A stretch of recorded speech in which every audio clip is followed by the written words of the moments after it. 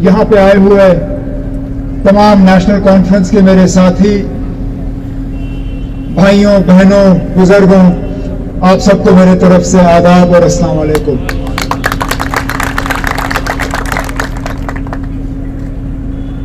कुछ हफ्ते पहले जब श्रीनगर में एक मीटिंग के दौरान हमारे आज के मेजबान शमीम वहां पे आई, उन्होंने कहा आपका एक जलसा रखना है, बहुत दिनों से जलसा हुआ नहीं, आप आइए, वर्करों की हौसला अफजाई होगी।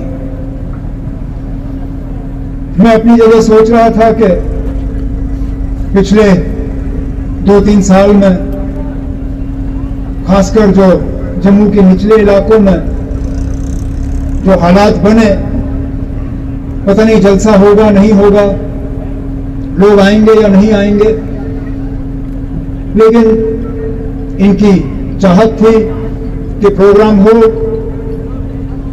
पहले तो मैंने इनसे कहा था कि अब रोजे आने हैं, रोजों की बात करेंगे, लेकिन उन्होंने बहुत जोर किया, कहा नहीं जनाब रोजों से पहले ही प्रोग्राम होना चाहिए।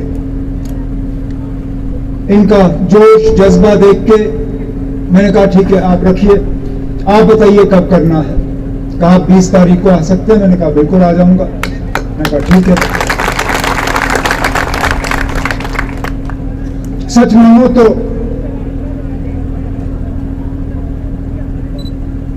मुझे नहीं लगा था कि इतना कामयाब प्रोग्राम होगा जितना कामयाब प्रोग्राम मुझे आज दिख रहा है।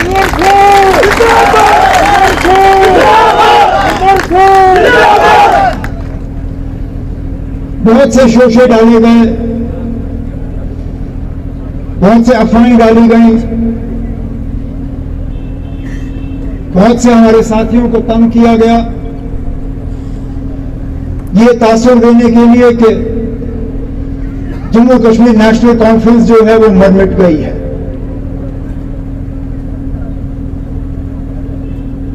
कहते थे कि शायद कश्मीर में इनका एड्रेस मिलेगा, अगर ढूंढोगे तो कहीं पीर पंचाल चिनाब वादी में मत कहीं मिले, लेकिन पहाड़ियों से जब नीचे उतरोगे, जम्मू के प्लेन इलाकों में जब आ जाओगे तो नेशनल कॉन्फ्रेंस का एड्रेस शायद मिलेगा नहीं।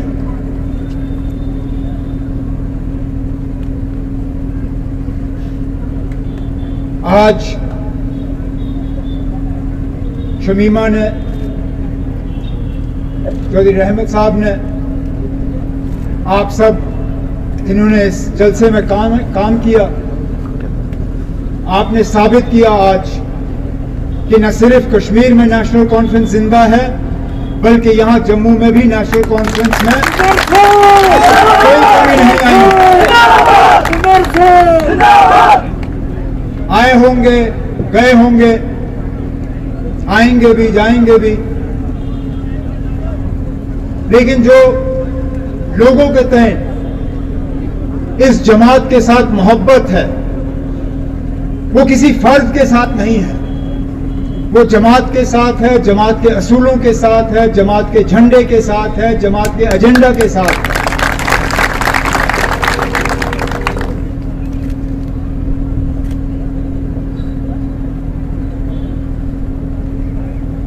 देखा जाए तो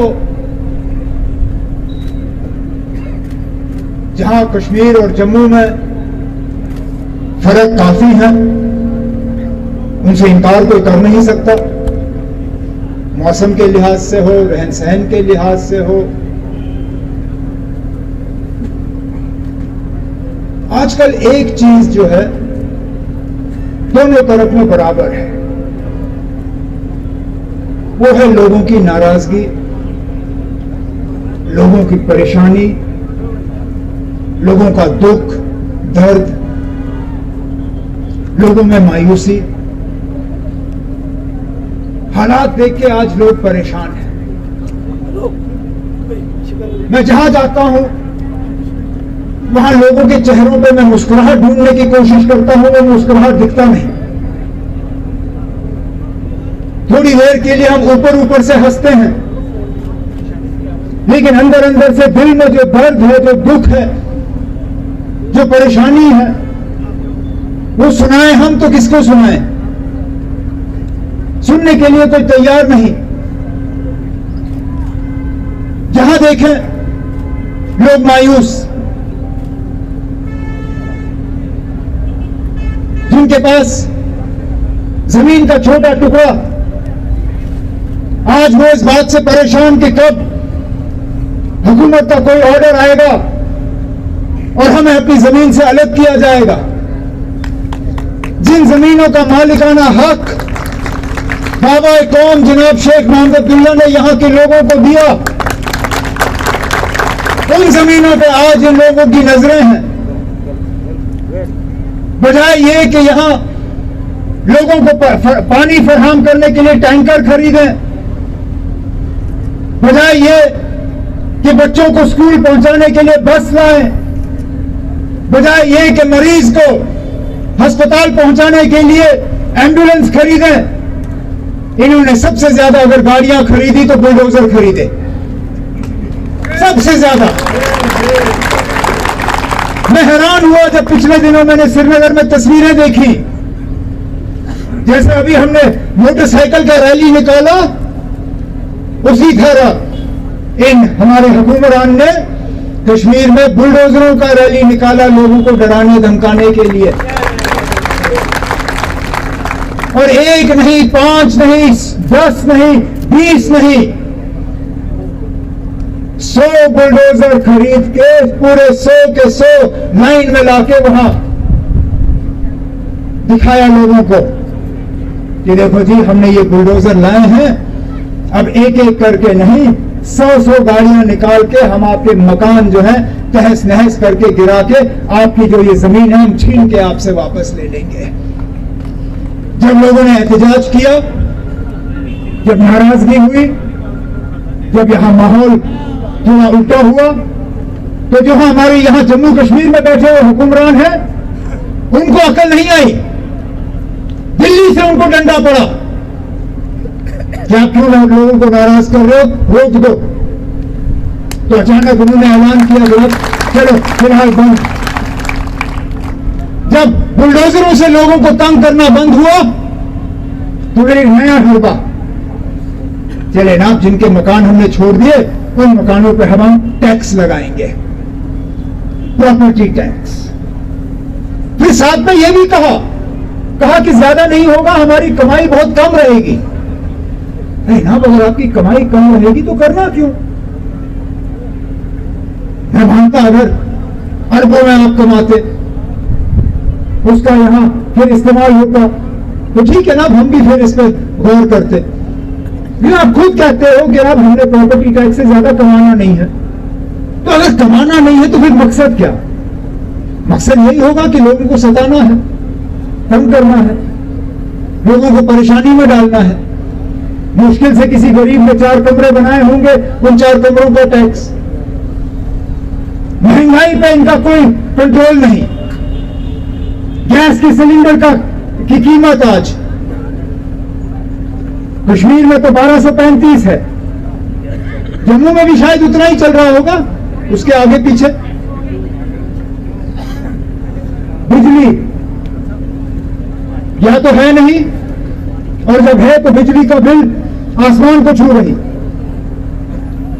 राशन जो डिपो से आपको मिलता था या तो मिलता नहीं है, या ज्यादा से ज्यादा 5 किलो ये चावल आपके हवाले करते हो, कहते ना इसी पे जाओ और अपने घर का गुजारा कर लो।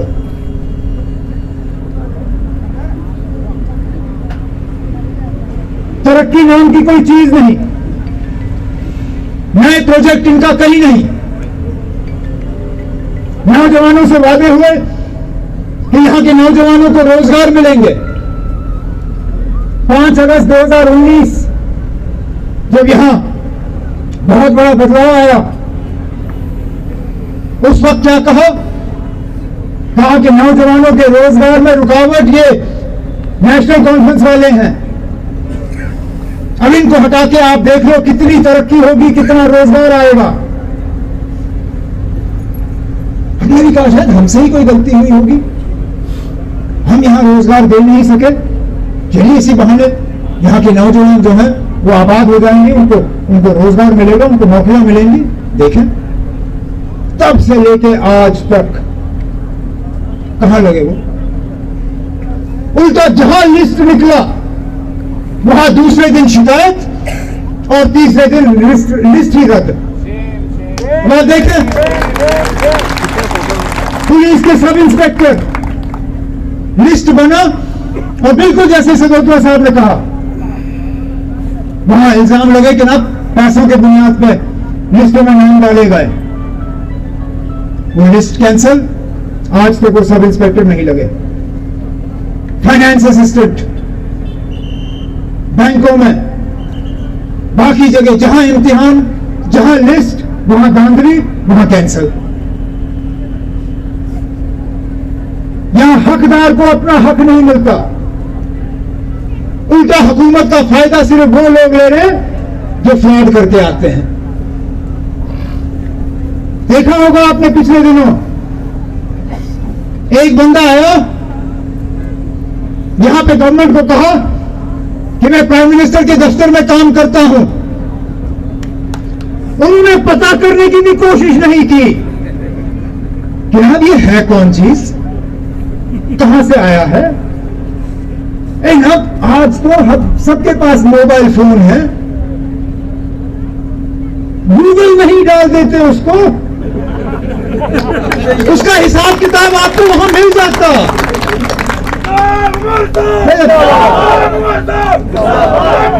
बजाय ये कि उसका हिसाब किताब पता करें, उसको सिर्फ इतना ही कहना था कि मैं प्राइम मिनिस्टर के दफ्तर से आया हूं। ये लेट गए सब उसके सामने, लेट गए, कहा जो चाहिए आप ले लो। ना हमारे यहां साथी हैं जो मिनिस्टर रहे हैं, जिनके खिलाफ हमले हुए हैं, ये अगर हाथ जोड़ के भी मांगे इनको एस्कॉर्ट गाड़ी नहीं मिलती,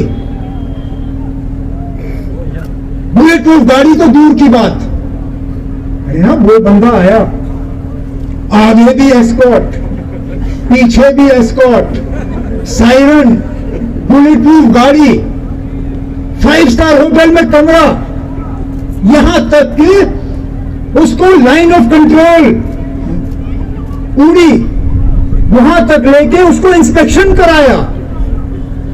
रोज शाम को उसके कमरे के बाहर हमारे अफसर हजरातों की लाइन लगती थी कि किसी तरह उस वहां पे वो अफसर के सामने वो सजदा करें और उनकी सिफारिश जो है प्राइम मिनिस्टर दफ्तर पहुंचे।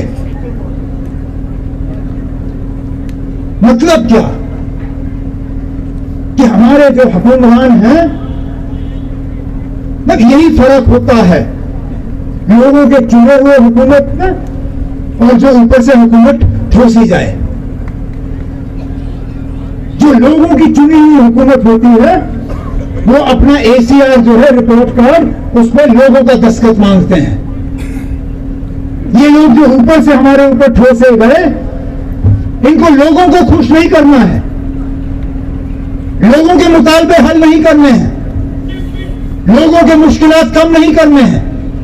इनको सिर्फ और सिर्फ कोई चाहिए जो उनकी सिफारिश वहां दिल्ली प्राइम मिनिस्टर के दफ्तर में करे।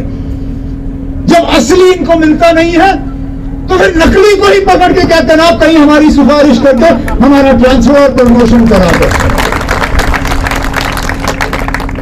जनाब, जिस हुकूमत को असली और नकली प्राइम मिनिस्टर के दफ्तर के अफसर का ना पता हो, उस हुकूमत से हम क्या उम्मीद करें ना कि हमारी असली मुतालबे और मुश्किलात जो हैं इनका हल कैसे होगा। ये सिर्फ और सिर्फ प्रोपेगेंडा में लगते हैं, ड्रामा, दिखावा। पिछले दिनों हमने श्रीनगर में सुना था कि बाहर से एक कंपनी आ रही है, वो एक बहुत बड़ा नया प्रोजेक्ट शुरू करने वाले हैं। दिल खुश हुआ क्योंकि 2019 के बाद हमने कोई नया प्रोजेक्ट नहीं देखा। तो हमने सोचा अच्छा कुछ नया बनेगा। हम भी अपनी जगह सोच रहे थे पता नहीं क्या होगा, कोई नया अस्पताल 500 या 1000 बेड का होगा, कोई नया यूनिवर्सिटी जिसमें सारे कोर्सेज होंगे, कोई बड़ा फैक्ट्री जिसमें हजारों में हमारे नौजवान जो है वो नौकरी करेंगे, या कोई नई सड़क होगी, कोई बहुत बड़ा टनल बनेगा। इंतजार किया जब तक कल संग बुनियाद रखा गया। जब हमने देखा बिल्कुल वही निकला, खोदा पहाड़ निकला चूहा। हम इंतजार कर रहे थे कोई नई यूनिवर्सिटी, कोई अस्पताल, कोई कुछ। वहां क्या देखा कि बाहर से कंपनी आ रही है दुकानें बनाने के लिए, कोई नया मॉल। यहाँ मॉलों की कमी है, यहाँ तो मॉल हर किसी के वक्त में मॉल बने। यहाँ से 2-3 किलोमीटर दूर वो क्या है नाम उसका, वो तो किया नहीं। मतलब जब कुछ उनको मिलता नहीं है तो फिर दिखावा, पुराने प्रोजेक्ट के ये रिबन काटते हैं, नया बनता नहीं है तो जो बना हुआ है वो। अब फूलों का बाग है श्रीनगर में, ट्यूलिप गार्डन साल में 1-1.5 महीना चलता है, बना था गुजरात गुलाम नबी आजाद के वक्त में। हर साल हुकूमत में कोई ना कोई अफसर जाके वहां रिबन काट के कोई नया पत्थर डालता है। वहां कॉफी की मशीन होगी, उस कॉफी की मशीन का रिबन काट के संगे बुनियाद रखा जाएगा ना। हमने बहुत तूफान किया, यहाँ कॉफी का मशीन रखा।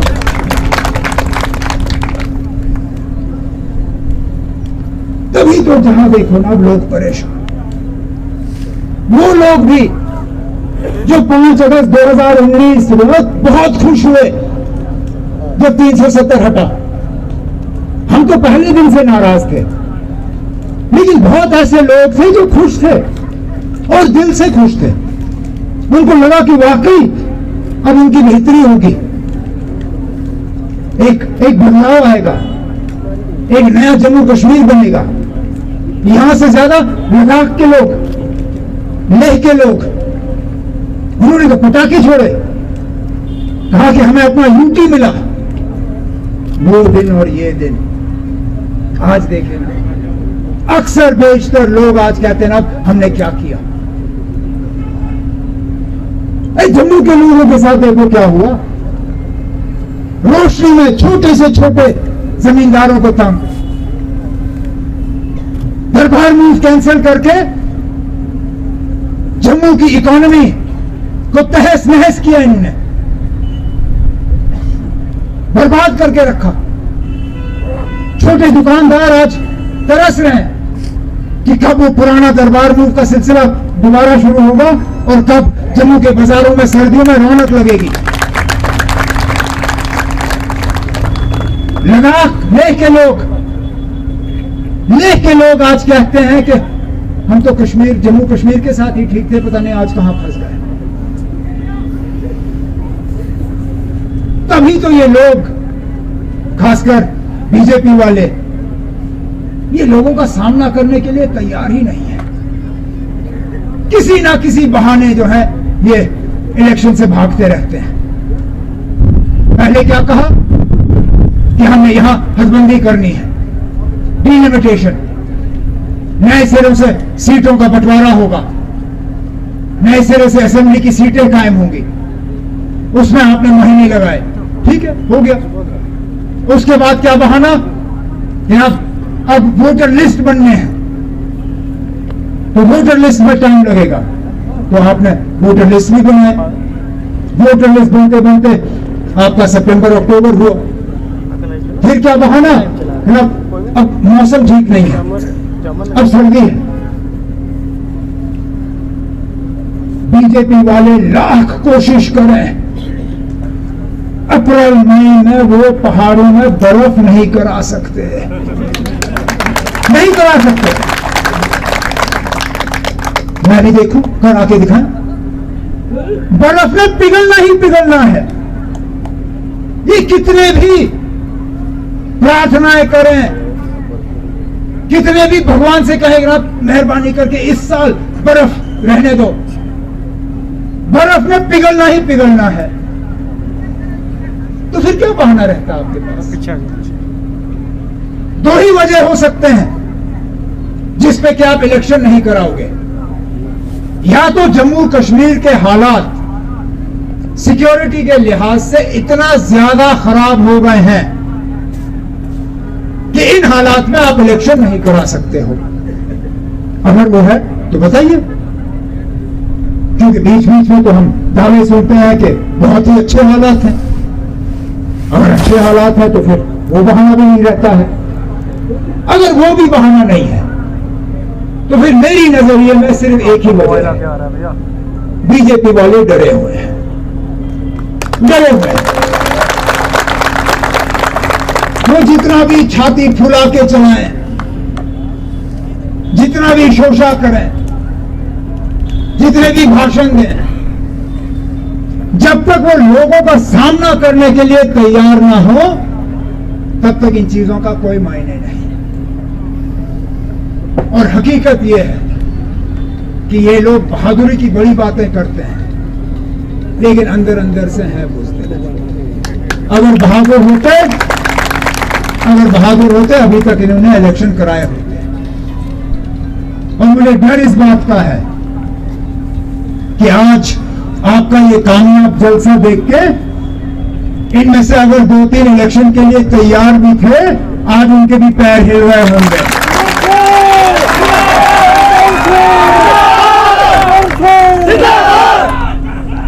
आज उनके भी पैर हिल गए होंगे।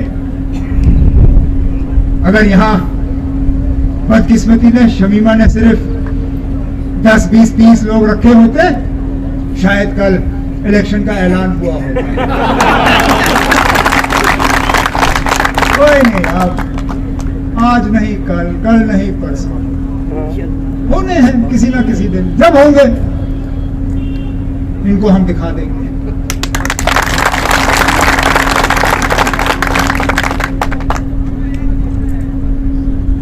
इनकी एक ही कोशिश रहेगी, फसाद पैदा करना, लोगों को अलग करना, झगड़े पैदा करना, खासकर मजहब के बुनियाद पर। बाकी जगहों में भी यही करते हैं, यहां पे भी इनकी यही कोशिश होगी। हमने इस कोशिश को पूरी तरह से नाकामयाब करके रखना है। क्योंकि मैंने बार बार ये कहा है, ये हाथ जो है इसमें कमजोरी भी है, इसमें ताकत भी है। हाथ खुला रखोगे, एक एक करके आपकी उंगलियां जो है वो तोड़ी जा सकती हैं। लेकिन इस हाथ को एक साथ करके एक मुट्ठी बनाओ, इस मुट्ठी को कोई बिगाड़ नहीं सकता।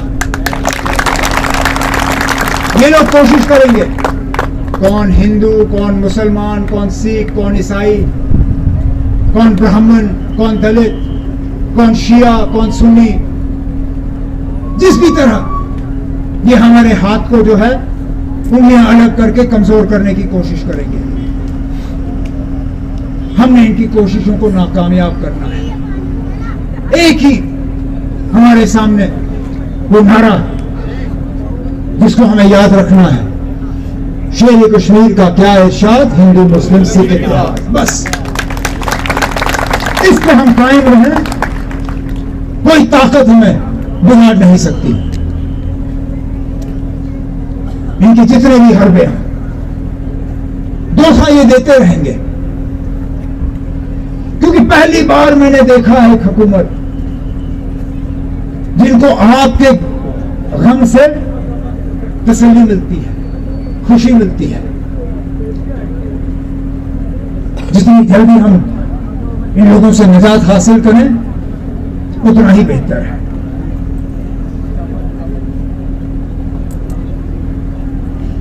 मैं इस मौके पर शमीम आपको, वली रहमत साहब आपको, अपने तंजीम के बाकी साथियों को इस कामयाब प्रोग्राम पे दिल की गहराइयों से मुबारकबाद पेश करता हूं।